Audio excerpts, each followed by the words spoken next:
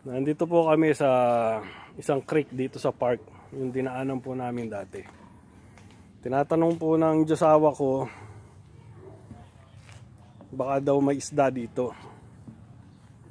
Sabi ko, malamang wala kasi napansin ko dito, pagka yung creek ay inaabot ng mga salmon, yung salmon run, ay nilalagyan nila ng sign. At hindi po nila ginagalaw yon.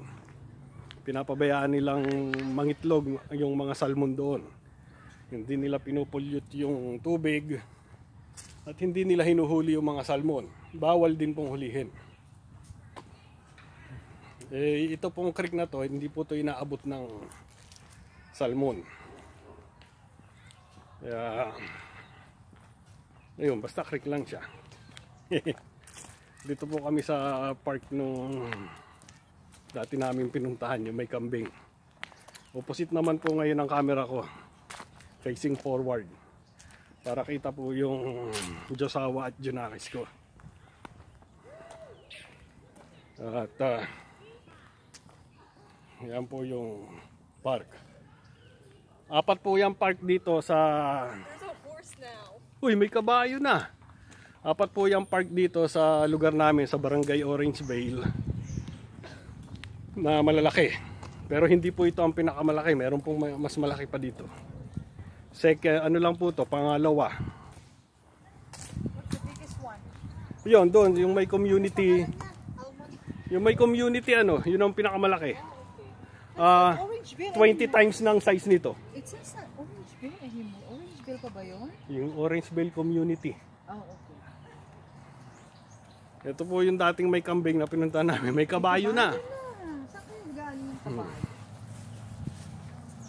Swerte nung nakabili ng mga lupa sa side na to. Pwede pa silang magkambing at mag-alaga ng kabayo. I guess si Lito Lapid, si Senator Lito Lapid ang may-ari nito eh. Senator, joke lang po. Baka maimbestigahan pa. Joke lang po, joke.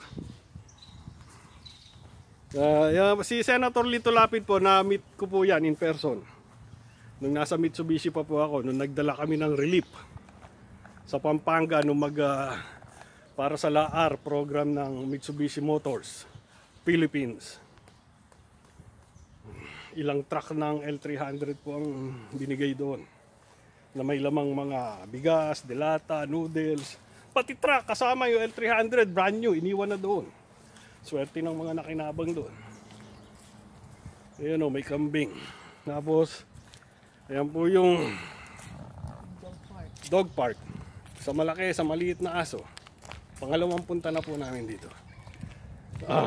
Sana hindi ako maubusan ng battery tsaka ng space. Ito pong Barangay Orangevale ay halos kasing laki po ng bayan ng Angono, pero barangay lang po ito. Pinapatakbo po ng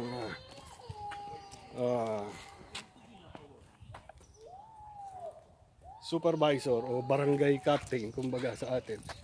Doon tayo dumaan. Okay lang yan. Para makita nila pati yung paligid. Yan, may mga tao po dito na iiwas ko po sa kanila yung camera kasi minsan alam niyo naman.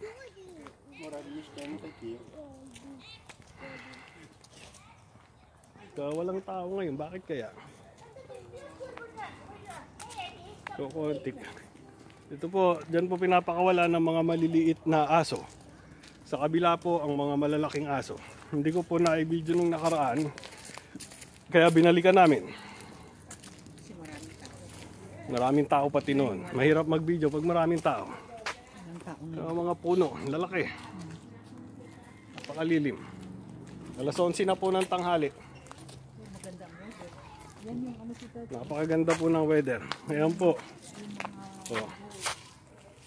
Small dogs. Large dogs. May entrance pa sila. Ayan po ang regulation.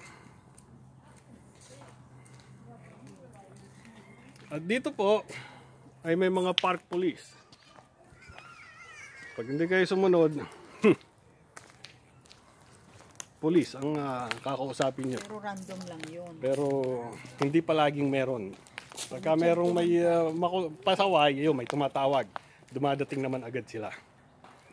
Kung hindi park police, Sacramento PD ang dumadating pag walang available na park police. Ayan, ano, yung karugtong nung, ayan po yung dalawa. Tinining! Nakaikot na po kami. So far, nakaka 10 kilometers na po kami. So mga 6 miles. Okay na po yun. Basta napag-exercise ko po itong mag-ina ko. Parto na po ito nung isang video ko.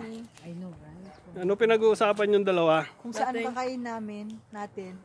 Ng lunch? Carl's Jr. Hindi pa nga natutunaw kinain ko. Pagkain na naman. Pagkain na naman iniisip. Ayos talaga. Pagka talaga lumalaki ang Junakis, kahit babae pa yan o lalaki. Sabi niya, akala ko ba nagtitipid tayo? So, Oo. Lakasan mo para marinig nung... sabi ng anak mo, akala ko ba mami nagtitipid tayo? Sabi Oo. ko, oo, pero syempre, we have to eat. Tsaka Wala ba kung may ta- coupon. Wala ba tayong Sabi kupo niya, ng Carl's Jr. Carl's Ano pa ba? Jr.? Meron? We do. O yun. Matagal na tayong hindi nagka-Carl's Jr. eh. It's been like 2 weeks. 2 weeks, hindi naman anak. Maybe a month or so. Okay, magpaalam na tayo. Magpapaalam na po kami at uuwi na po kami. Punta sa kabila maglakad. Sa kabila. Okay, papatayin ko po muna at lilipat po kami.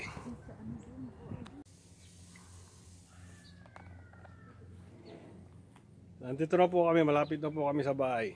Nakita ko po itong pine tree na to, 2 pine tree na yan, no? Napakaganda.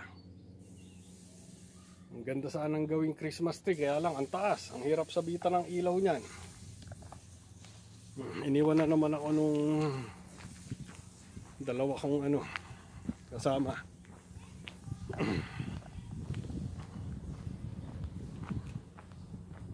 Halos marami nang nakaredy sa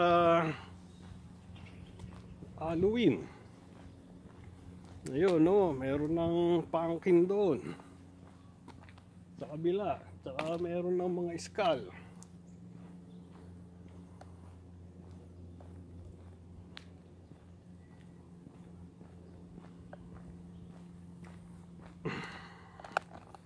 Another trivia po tayo bago tayo mag-ending.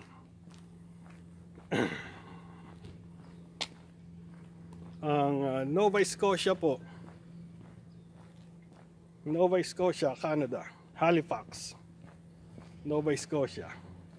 Every year po nagpapadala sila ng malaking pine tree para gawing Christmas tree sa City of Boston dito sa Massachusetts sa US.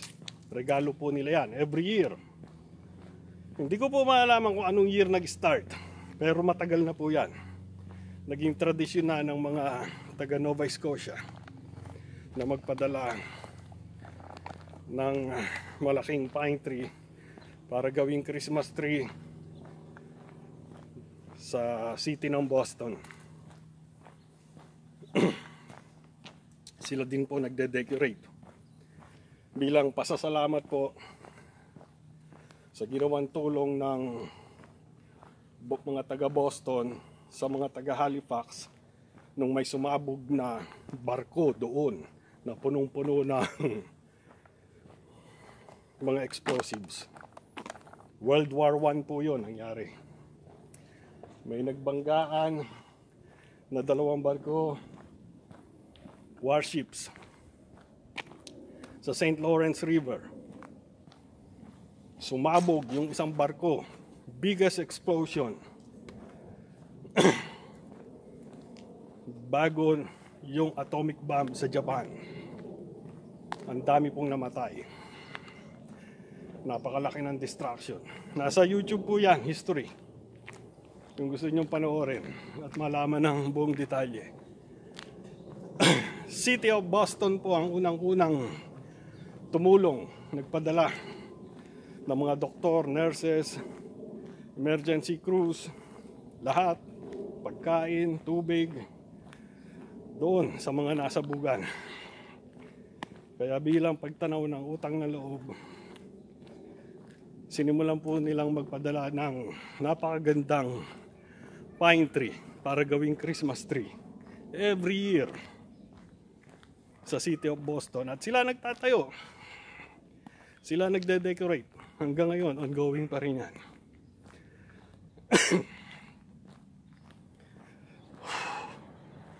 Na sa kasamaang palad at sa nakakalungkot na pangyayari ay nawalang halaga po dahil sa takbo ng politika ngayon dito sa Estados Unidos. Para na, excuse me po, para na ring Pilipinas yan, no? Kaya nga sabi ko dun sa isang ano ko sa Facebook, kung gusto mong ma-stress, manood ka ng news sa Philippines. Kung gusto mong matawa, manood ka ng news sa US.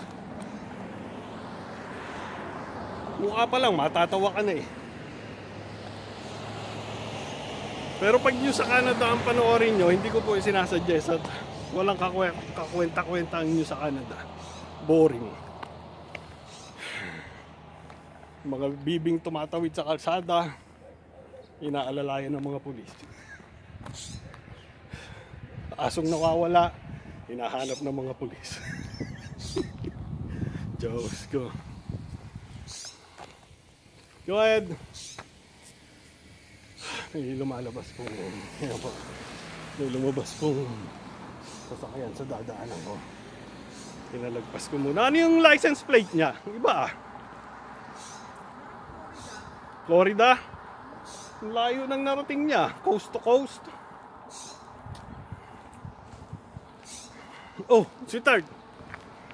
Binebenta oh. Ayan na. Tawagan mo na si Ching. Binebenta oh. Gusto raw bumili ng bahay nung isang hipag ko. Share sila ng kasama ko at gagawing business.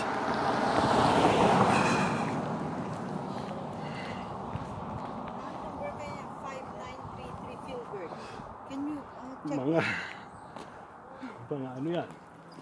Sa baka sa mga 400,000 na yan. Nung sugat ko lang bumababang 400 or 500. Oh. Ang pinakamura dito sa area natin. So, nasa mga ganun. 500,000. Sabihin na natin. Plus minus. Times 58. Oh, ilan yun? 25 million. Tanginang yan. 25 million. Okay, maraming salamat po pagsama ninyo sa amin ngayong araw na to. Humihingal na po ako. Malayo narating namin, ang dami naming narating. Ayun po ang Junakis ko, umiilag sa camera. Ingatan po natin ang bawat isa. Ingatan po natin mga sarili natin. Huwag po tayo makalimot magpasalamat sa mga biyayang natatanggap. Abua. Goodbye. Paalam. At mabuhay.